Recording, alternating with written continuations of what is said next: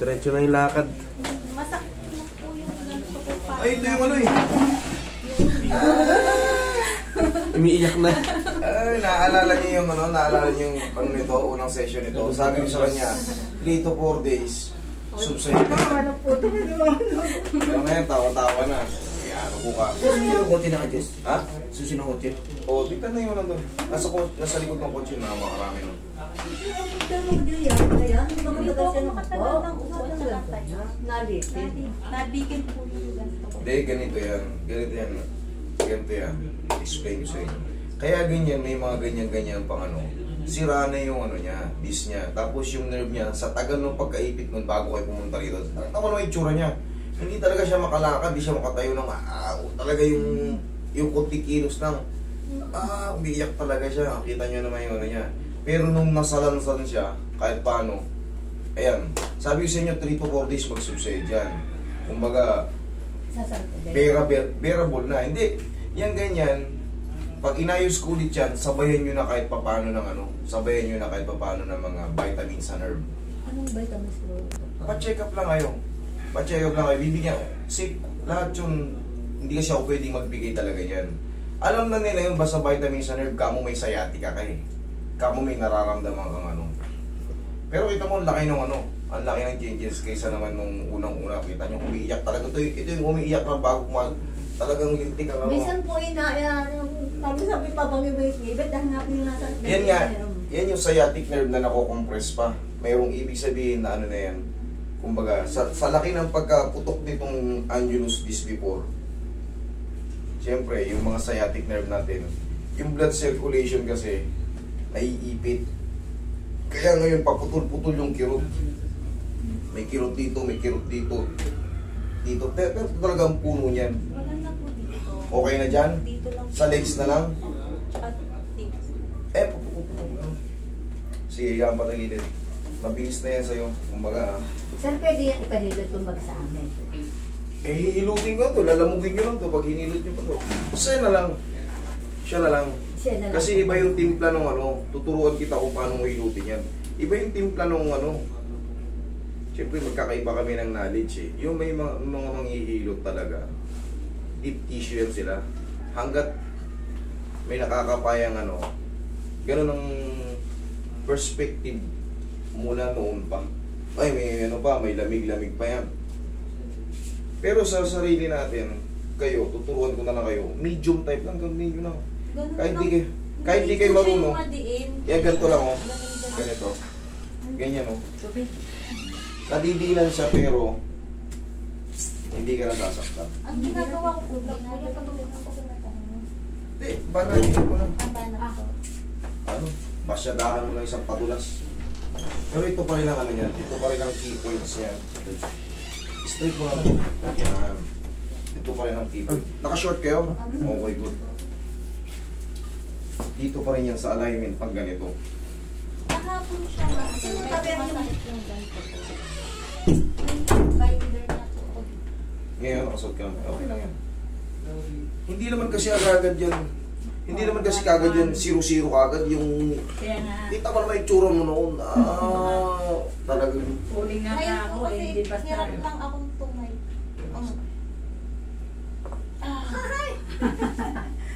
Hay daw. Sabi ng side. Pangalap pa kaya yun. Kinamti ulit sa akin. Ito lang pinaka-secret na yan. Tapos yung traction. Wow. Isa pa. Okay, tapa ka. Roy, sige, massage mo dyan. Medium lang, ganyan-ganyan lang. Ganyan lang po massage. Tapos pabutin nyo dyan sa mga ano. Maganda mo din ng sobra. Sa puwet banda. Ay, maganda lang ako. Theory lang. Tihaya ka. Joke na naman. Nadami na theory. Padalawang linggo. Araw ng linggo. Padalawang araw ng linggo. Relax lang. Inhale. Exhale. Diyan ka na muna. Maganda tayo. Tapos pag ikaw, kunyari, sabihin natin Ikaw lang talaga ang maasahan mo.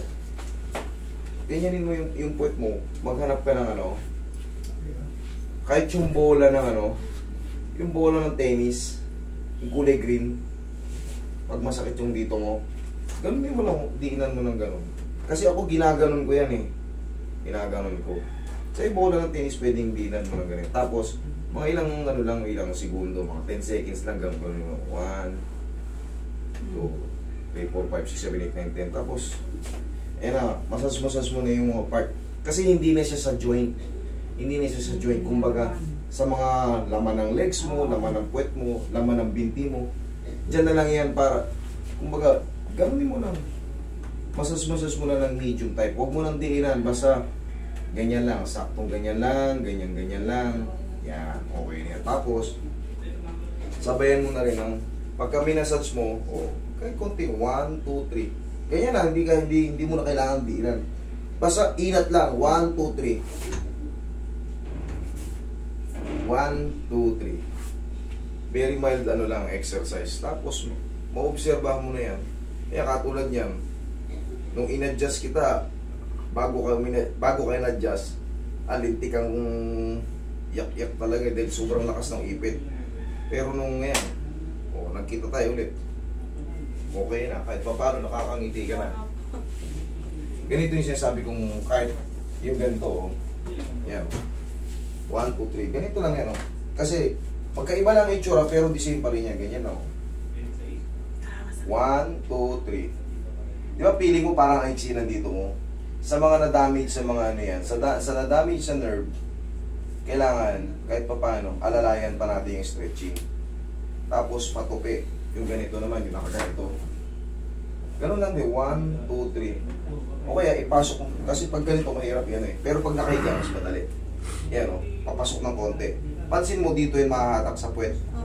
1, 2, 3. Unti-unti lang. Mabilis lang. Kasi pag na-damage yung nerve, hindi rin pwedeng overstretch. Kailangan mabilisan lang. 1, 2, 3. Okay. Mas madaling i-massage, ay mas madaling i-stretch yan pag na-massage na. Kumbaga, mas malambot na siya. 1, 2, 3. Tapos ito. 1, 2, 3. Ang pinaka-comfort zone yan, pag nakaganyan ka na, check mo.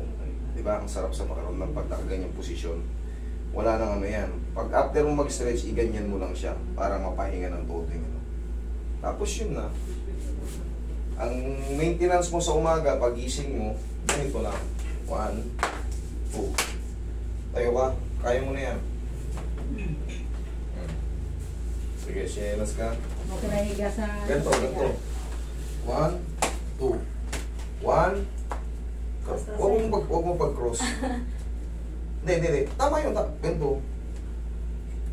Yung Ganyan ha? Hindi mo yan. Kabila. Pause. Yan. Ito. Dalawa daw kayo. Hindi. Nag-ano kasi. Hindi tatama ng maayos yung pagka.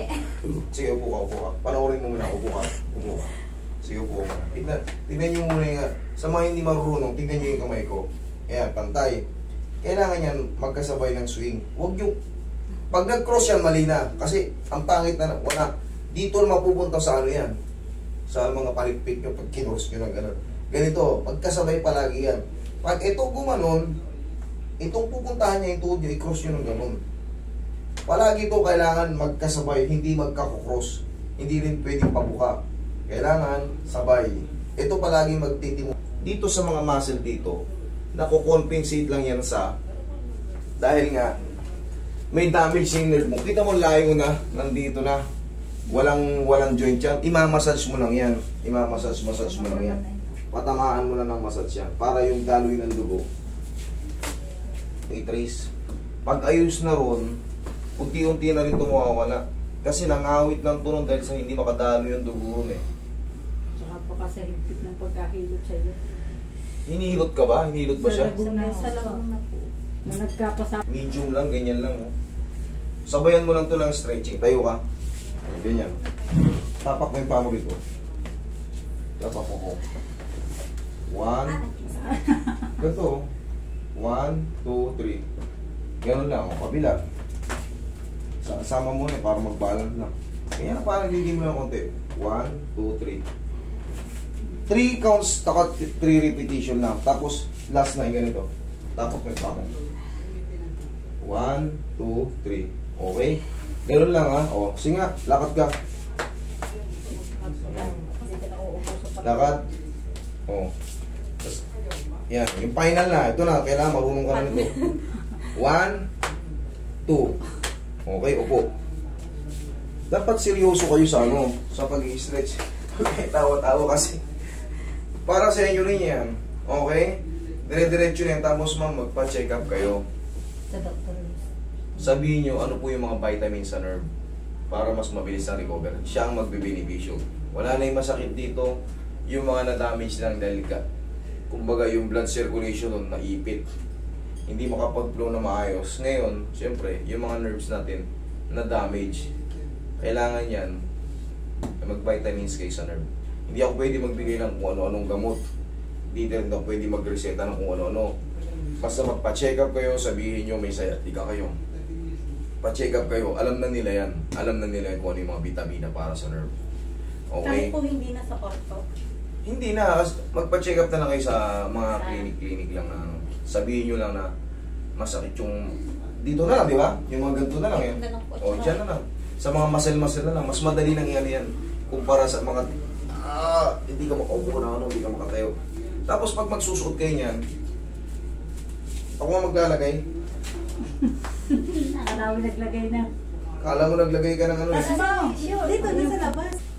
Sa susunod na linggo, balik ulit kayo. Kung wala na, eh di hay-hay moments na. Unti-unti lang ano yan. Tapos ngayon pag uwi nyo, kahit pa paano yun nga, pa-check up kayo.